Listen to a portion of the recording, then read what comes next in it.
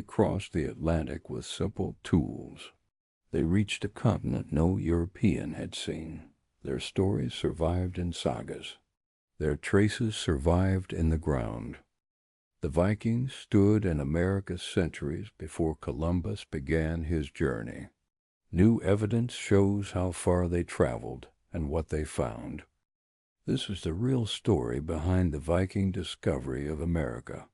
Welcome to the Deep Dive, the show that takes a stack of your sources and distills the critical insights you need to be well-informed, complete with the surprising facts and just enough humor to make them stick.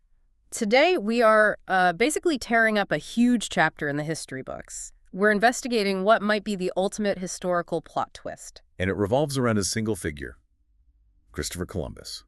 The man we're all taught discovered America. Except, well, he may have already known it was there.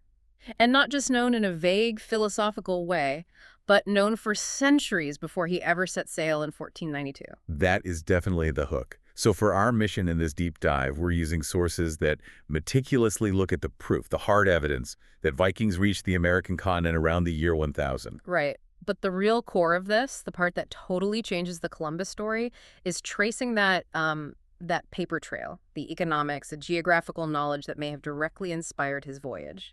So we're really asking the big question, did Columbus know what was waiting for him across the Atlantic? We're connecting all the dots. We're looking at the oral traditions from the Icelandic sagas, the very real logistical demands of the medieval luxury trade. And even some cutting-edge modern science, like geochemistry. Yeah. That's actually tracing how far west the Norse really traveled. Exactly. And our guides through this are going to be Viking experts like archaeologist Natasha Mailer and the historian Gisli Sigurdsson.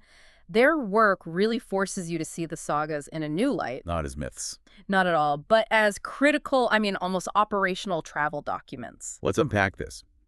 It's an epic story, and it starts with a little-known trip Columbus took way up north. When we think about Columbus, our minds immediately jump to 1492. The Nina, the Pinta, the Santa Maria. Of course. But to really understand his confidence, his sheer audacity, we have to rewind the clock. We need to go back to 1477. At this point, Columbus is an ambitious, seasoned sailor. He's not a novice. He's been exploring the known limits of the world, basically looking for his big break. And one particular journey takes him far, far north. To the coast of what he would have known in classical terms as Thule. Legendary Thule. Exactly. And that name, Thule, it's absolutely critical here. For centuries, it had these, vague, almost mythical connotations of some land at the edge of the world. The frozen north. Beyond civilization. Precisely. But historians are now, they're almost certain that when Columbus made that trip in 1477, he was visiting Iceland. So he's in the land of the sagas. He's standing on the ground where these stories were born. And this wasn't just some routine trading stop for him. He was at the epicenter of the stories that detailed exactly how other Europeans, the Norse, had already reached a new land far to the west. But for generations, especially leading up to the 20th century, European scholars pretty much dismissed the sagas, didn't they? They treated them like fiction. Yeah. Why was that? Well, they were dismissed mostly because they just sounded too fantastical. And crucially, there was no verifiable physical proof to back them up. So just stories. The stories. The sagas described these huge feats of heroism, strange new animals, and a land so unbelievably fertile that it grew wild grapes. They called it The wine land. Right. And without any archaeological evidence to point to, scholars just sort of relegated them to the realm of folklore, thrilling Norse myths on par with tales of giants or dragons. But the work of modern experts, and we'll get into the archaeological finds later, that's completely flipped this view on its head. Oh, absolutely.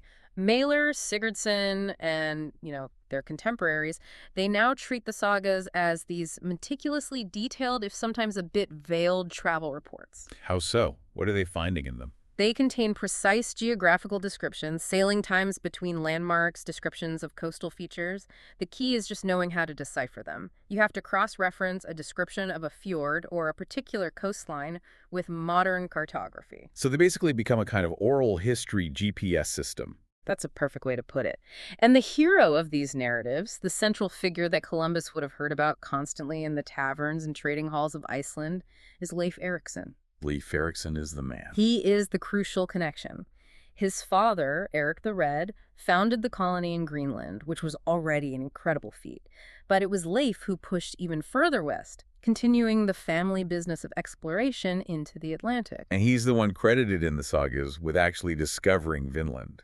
Yes. So just imagine Columbus, who was this consummate mapmaker, a real strategist, hearing these incredibly detailed first-hand style accounts of successful voyages into the total unknown. So whether he physically sat down and read the written sagas, which Right. did exist in various manuscripts by then, or just heard them through this powerful oral tradition. The information was there, it was available. And I want to pause on what that critical piece of information really was, because it wasn't just like a coordinate on a map. It was something more fundamental. It was psychological. It was absolutely psychological and operational.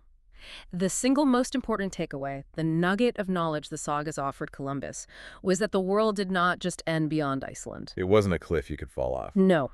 It provided undeniable proof, or at least a very strong precedent, that a sailor could successfully navigate far over the open sea further and further west without falling off the edge or entering some mythological void. It basically transformed a leap of faith into a calculated risk. It's based on proven, if anecdotal, knowledge. Exactly. It changes everything. It meant that vast, terrifying expanse of the Atlantic, the dark ocean beyond the horizon, it was navigable, and it led to more land. And this confidence is often tied to the idea of a map, right? A map showing these Western lands, which brings us directly to the very famous and very controversial Vinland map. Ah, yes, the Vinland map. Our sources definitely acknowledge its role in this whole discussion, but we have to be extremely clear about its status. It's a complicated story. It's a huge piece of this puzzle that has caused just immense debate. So tell us about the map and why it's still so controversial. Okay, so the Vinland map just bursts onto the scene in 1957. It was presented to the world as a genuine 15th century map, supposedly made before Columbus sailed. And it showed what? It clearly depicted lands west of Greenland, and it specifically labeled one of them Vinland. Wow, so that would be absolute proof. It was hailed as exactly that. Absolute proof that Vikings had been to America, and more importantly, that Europeans possessed geographical knowledge of North America before 1492. It would have been a historical bombshell. I can imagine that sent a seismic shock through the historical community. It absolutely did. But almost immediately, scholars started raising questions about its authenticity. The sources tell us to be impartial here, and for decades it was considered, controversial but often accepted. But the science has shifted. The scientific consensus has now shifted heavily against it. Very heavily. What was the final nail in the coffin? What was the definitive proof that challenged its dating? It came down to geochemistry, which is ironic because that's the same science we'll be using later to track the Vikings themselves. Modern analysis of the map's ink revealed it contained a high percentage of something called anatase. Anatase? It's a form of titanium dioxide. Now, anatase pigments were used in the medieval period, that's true, but the specific crystalline form found in the Vinland map's ink, well, it was synthesized using chemical processes that did not exist until the 1920s. The ink itself was from the 20th century. Essentially, yes. It led experts, most notably at Yale University, to denounce it as a very sophisticated forgery in 2021. Okay, so if the map itself is a modern forgery, why do we even talk about it in the context of Columbus? Why does it still matter? Because regardless of whether that specific artifact was a fake, its existence speaks to the power of the underlying idea. The concept that a map detailing these Western discoveries could have circulated in late 15th century Europe is still a powerful intellectual driver. So the knowledge was out there, map or no map. Exactly. Columbus's exposure to the sagas in Iceland confirms the operational knowledge was there. He believed the land was there because the Icelanders told him it was. It gave him a vision he pursued for the rest of his life. A sunny, resource-rich land ready for European contact. So to really appreciate what Leif Eriksson accomplished, discovering Vinland, we have to step back and look at the foundation he was building on. And that's the establishment of the Greenland colony. Right. Leif moves there as a teenager, but the sources are very clear. This wasn't some, planned migration for a better life.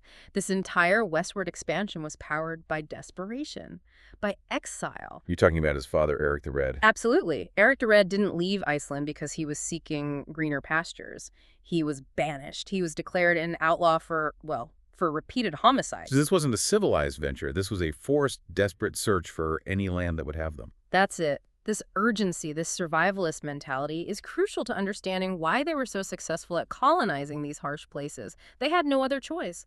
And that journey from Iceland to Greenland was just monumental. The sources describe it as a brutal 1,500-kilometer voyage. That's not a casual sail. No, that's crossing a volatile, iceberg-choked stretch of the North Atlantic. It was an epic feat of seamanship and just sheer survival. They had to sail past the ice-covered east coast of Greenland, navigating these treacherous currents and violent seas. Before they could even think about finding a safe harbor. Right. They had to successfully round Cap Farvel, or Cape Farewell, at the southern tip. Only then did they find shelter in a large navigable ford, which they named Eriksfjord. And there they founded their main settlement, Brattahlid. So that journey itself was the ultimate proof of their navigational skill. It was the critical first stepping stone toward America. It really was. And Leif Eriksson grew up there in Brattahlid from the age of 16. He was just steeped in this culture of pushing boundaries and, surviving against the odds. Okay, let's pause on the technical aspect of that, because it's incredible. How did they manage 1,500 kilometers across the open, often icy North Atlantic without any modern instruments? We're talking about an era before reliable magnetic compasses. This is where the genius of Viking technology comes into play. The sources detail their use of this ingenious yet incredibly simple navigation tool. What was it? It was often a small wooden disc. Sometimes it's described as a sunstone or a sun disk, and it had a rising needle or a gnomon right in the center. A simple wooden disc is what they used to navigate the Atlantic. Yeah. Help me understand the mechanics of that. It sounds so primitive, but obviously it was incredibly effective. Well, it wasn't just about relying on the sun. It was about relying on the precision of the sun's movement through the day. Okay. By aligning that central needle to the sun, the shadow it cast would fall upon these meticulously calculated notches that were inscribed around the disk's rim. So they were tracking the shadow. Exactly. By tracking the shadow, they could determine the precise cardinal direction north, south, east, west, and, crucially, hold a remarkably steady course along a specific east-west latitude line. That addresses direction. But the biggest challenge in open ocean navigation is always latitude, right? Your north-south position. Were they just sort of hoping to hit the right parallel, or did they have another method for that? That's a great, very technical question. The sources suggest that Viking navigators, especially the ones making the Greenland run, did have methods to estimate latitude, though they weren't as precise as, say, a later sextant. What kind of methods? They likely used techniques that measured the altitude of celestial bodies. For instance, you could measure the length of the sun's shadow at high noon on the shortest day of the year. Or you could measure the elevation of the North Star above the horizon. Ah, so the higher the star, the further north you are. Precisely. It's basic trigonometry, really. So they were using these sophisticated astronomical observations to maintain a consistent latitude, and then relying on the sun disk to keep the directional heading. It's an incredible combination of skills. It is. This complex, combined skill set utilized in their very robust longships, it just made them the supreme seafarers of their era. Their primary limitation was really just severe weather and heavy fog, which would block the sun and stars they needed. But when the skies were clear... When the skies were clear, they were unstoppable. And that made the subsequent jump from Greenland to Vinland, the longest single stretch of the whole journey, a real possibility. Okay, so now we get to the core motive. Yeah. What was the economic and survival drive that pushed them to risk this dangerous final jump to America? Because the sources reveal this really fascinating paradox about the Greenland colony. They do. The archaeological data collected by people like Christian Koch Madsen, it reveals this fundamental problem. The environment in Greenland was harsh, it was rocky, and it was getting colder during that period. It could only sustainably feed, through agriculture and very limited livestock, a maximum of about 5,000 people. Okay, 5,000 people. Right. But here's the paradox. Over 20,000 remains of settlements have been discovered. 20,000. So the population exceeded the land's carrying capacity by 4 times. At least. Yeah. This massive discrepancy tells us that the community was constantly on the brink. They needed something external, a major influx of wealth, just to import the basic resources they needed to survive. Especially those settlers who, as the sources note, moved far inland, right up beneath the glaciers. Exactly. Those inland settlers couldn't rely on farming or coastal fishing. They had to build an economy centered on high-value exports that were unique to the Arctic, things that medieval Europe would pay a fortune for. And this is where a major clue comes in. It is. Recently, excavators at one of these settlement sites, they found a walrus skull. Just the skull, but it was missing its tusks. And that's the smoking gun. The great medieval luxury good. walrus ivory. Walrus ivory was the absolute lifeblood of that colony. It was intensely sought after by the European elite, by rulers, by the powerful Catholic Church. It had several key advantages over elephant ivory. For one, it was whiter, it was also harder, and it resisted yellowing much better than elephant ivory, which was becoming more expensive and harder to get from Africa anyway. And what were they making from this incredibly valuable material? Oh, all the highest status items you can imagine. It was carved into these beautifully ornate objects like reliquaries, those containers for saints' relics, crosiers for bishops, and most famously, intricate chess pieces, like the renowned Louis chessman. So the Vikings in Greenland were plugged directly into the high-fashion luxury market of Europe. They were. The market was centered in places like Dublin, London, and the major Hanseatic ports in Germany. The Vikings had to travel far north of their main settlements to special hunting grounds called Nordsitter to get these tusks, process them, and then wait for the annual trading ships from Norway and Denmark. And the wealth is generated was staggering, right? I mean, enough to build a real center of power in Greenland. Oh, absolutely. This wealth transformed one settlement in particular, Geidar, into an extremely rich Viking center. It became so prosperous that it became the seat of a bishopric. A bishop in Greenland. A bishop in Greenland, complete with a massive stone-built manor house for him and a full cathedral. The sheer scale of the Geidar's foundation speaks to the financial success of this ivory trade. It was a projection of European culture and wealth right there in the Arctic wilderness. But getting that bishopric, getting that status, came at a very high price, according to the source. It did. They had to finance that massive stone cathedral themselves, and they had to pay a huge sum of money, plus a very personalized gift to King Sigurd of Norway. And that special gift is probably the most dramatic anecdote in all of these sources. It leads us to the ultimate medieval status symbol. The live polar bear. The live polar bear. You have to explain why that specifically was the absolute pinnacle of luxury. Well, first, just consider the logistics and the sheer danger involved. King Sigurd specifically demanded one. Polar bears are among the world's largest, most intelligent, and most dangerous land predators. They're not easy to catch. Not at all. They are incredibly difficult to capture alive. It would take immense skill, teamwork, and just unbelievable risk. It's not like netting a fish. The sources even mention that Leif Eriksson himself reportedly hunted his first bear when he was 16. So successfully delivering a live, gigantic white bear to a European king was the ultimate display of Arctic dominance. It's the ultimate power move. It's like you're showing the king, we are so dominant in our territory, we can literally pluck the most dangerous predator from the high north and ship it to your doorstep. That's an incredible message to send. And this is where some mysterious island structures near Geidar fit into the puzzle. Archaeologists found these massive, kind of inexplicable building remains on a tiny island in the fjord. And the theory is? The prevailing theory, given the nature of this unique export, is that these structures were custom-built, heavily reinforced cages, essentially a safe holding facility for these massive, ferocious animals, keeping them secure until the next ship was ready to sail for Europe. An Arctic supermax prison for polar bears. Something like that. And the trade was clearly successful. The sources mention the famous historical example of the white polar bear that was kept in the Tower of London, a gift to the English monarch. This trade was a direct, dangerous, but absolutely essential financial pipeline. So, okay. They have this highly specialized, high-risk economy. It's fueled by ivory and live bears, generating the money they need to import food and survive. But even with all that wealth, the sources are clear they lacked one fundamental, non-negotiable resource. Wood, timber. It was the absolute critical scarcity. Greenland was just too barren. And everything you need to sustain a Viking society, building those large halls, repairing your ships, heating, cooking, smelting iron, all of it required vast quantities of timber. And importing it from Norway would have been incredibly expensive and unreliable. You might get one ship a year, maybe. And this timber scarcity, this is what our sources present as the primary existential motive for Leif Eriksson's voyage west in the year 1000. Yeah. It wasn't just curiosity. It was a desperate, resource-driven mission. It was a survival mechanism. The economic engine was humming along on walrus teeth, but it couldn't operate without the basic materials. And Vinland, the land the sagas described as having these rich, vast forests, that became the promised land. That was the solution to their fundamental bottleneck. So all this economic pressure, combined with the navigational knowledge from his father's voyage,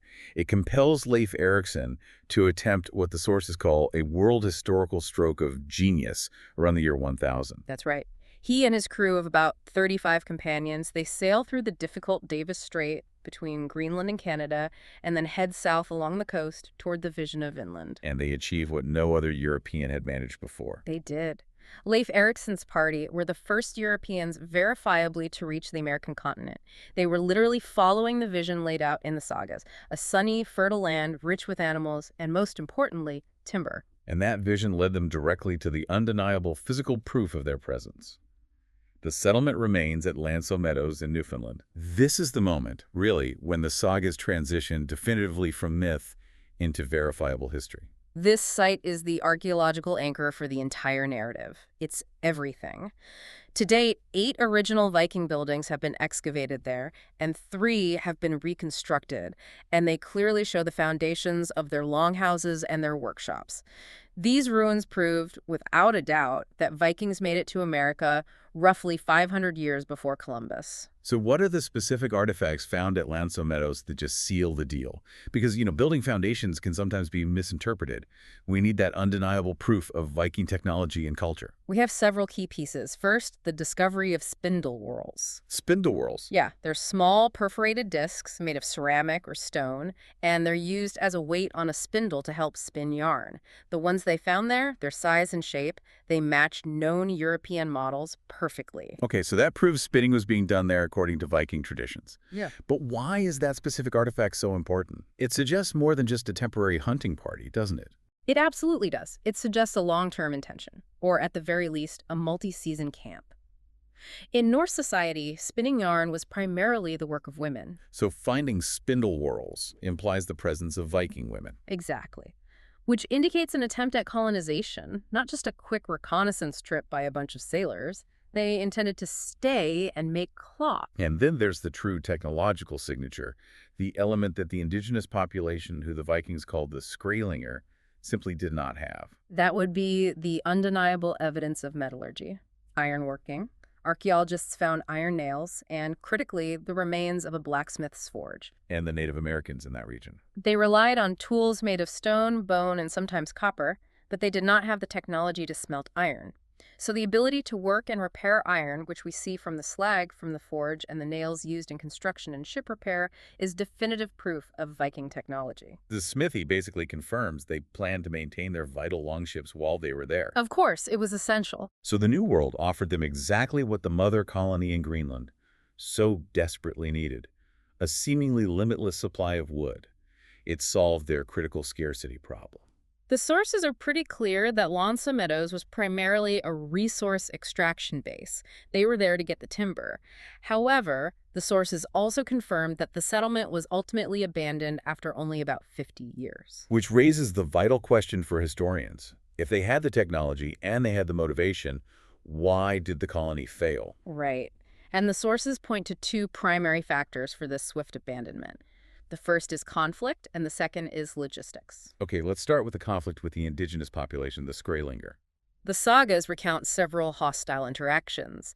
The term Skrelinger itself translates roughly as wretches, or maybe shrieking people, which reflects the immediate cultural and linguistic barrier. So they didn't get along. No. The encounters, which were likely driven by competition over resources like furs and territory, often turned violent. The Vikings were skilled fighters, but they were vastly outnumbered, and the constant threat of confrontation would have been incredibly destabilizing. But the second reason, which is arguably more critical, it goes back to the difference between just exploring a place and truly colonizing it. It was a logistical failure. Absolutely. The Vikings operated under this decentralized, almost ad hoc system that was rooted in family sagas and personal ambition. It wasn't a state-sponsored mission. Not at all. They lacked the sustained, centralized logistical and financial support from Greenland or from Norway that they would have needed to maintain such a difficult, distant outpost. They couldn't guarantee a consistent resupply of people or weapons or trade goods. And this is where Columbus's journey, centuries later, is dramatically different. It's why he had the chance to succeed where the Vikings failed. Precisely. Columbus didn't rely on private ambition alone. He secured the full centralized power, the immense financial backing, and the relentless political will of the Spanish monarchy. The Vikings were brilliant explorers who succeeded in crossing the ocean, but they lacked the infrastructure to become agents of empire. So their failure wasn't in the discovery itself. Oh, no. It was in establishing a sustained connection. So Lanzo Meadows is definitive proof that Vikings arrived in North America. But the story doesn't just end there in Newfoundland. The artifacts they found at that site suggest their travels went much, much further. Right. And this leads to a new, ongoing scientific mystery. The search for the true Vinland. What's the clue? The crucial puzzle pieces were found embedded right there in the settlement's remains. They found butternuts and wild grapes. The sources verified that these specific organic materials were recovered at the Lanzo Meadows site. Okay, but here's the profound historical contradiction. Neither butternuts nor wild grapes grow naturally anywhere near Newfoundland. Not even close. They certainly didn't grow there 1,000 years ago, and they don't grow there now. So this biological fact, it just fundamentally challenges the idea that Lanzo Meadows was their only footprint in America. It has to. It means the Norse must have traveled significantly further south along the eastern seaboard to collect those resources. Those plants thrive today in areas stretching from Nova Scotia all the way down to the New York and New England regions. So they must have brought them back either to eat them, maybe make wine, or just to bring back to Greenland as proof of this warmer, more fertile land they found. Exactly. So we know they went south.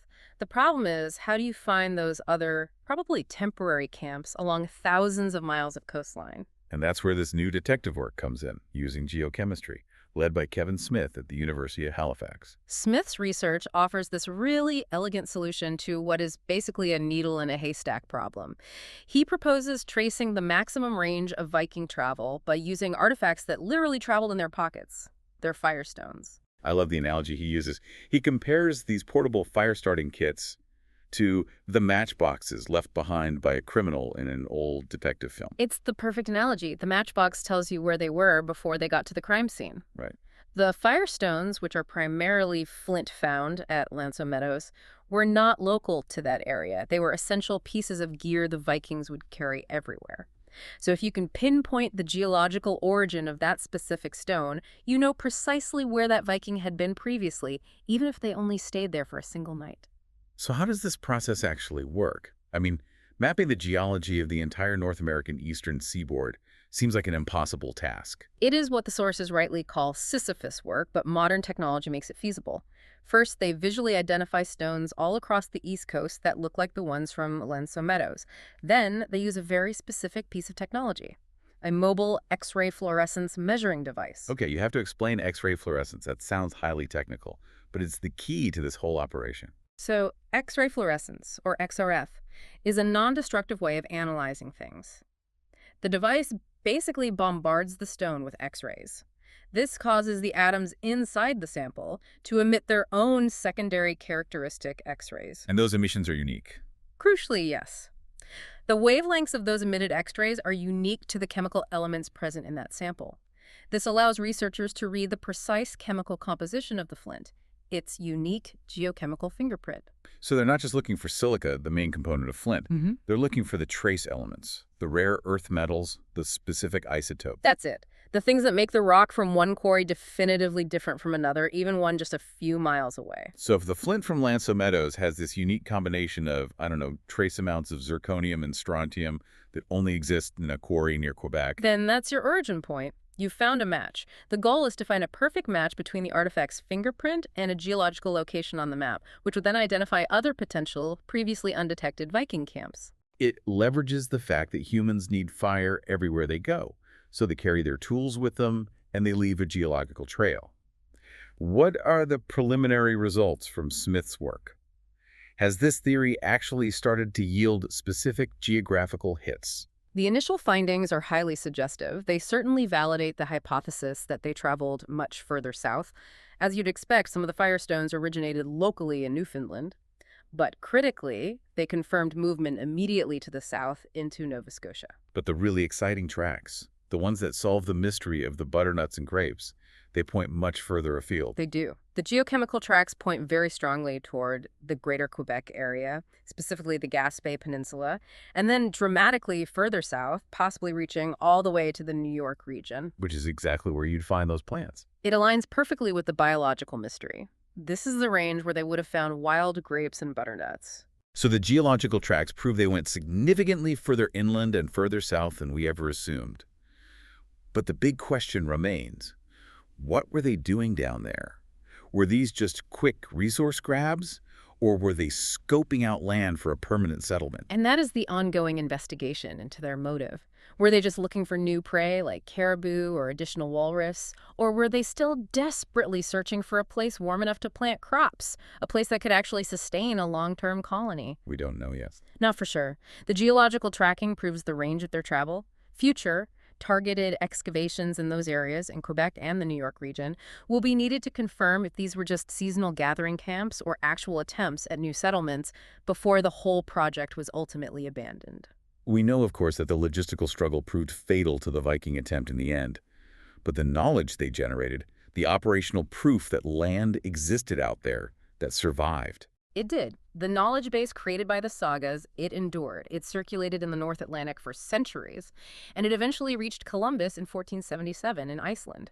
It gave him the vital confidence that the Atlantic was traversable, that land lay to the west, and that it was rich enough in resources, wood, fertile ground, maybe even grapes, to justify the monumental risk of crossing the ocean.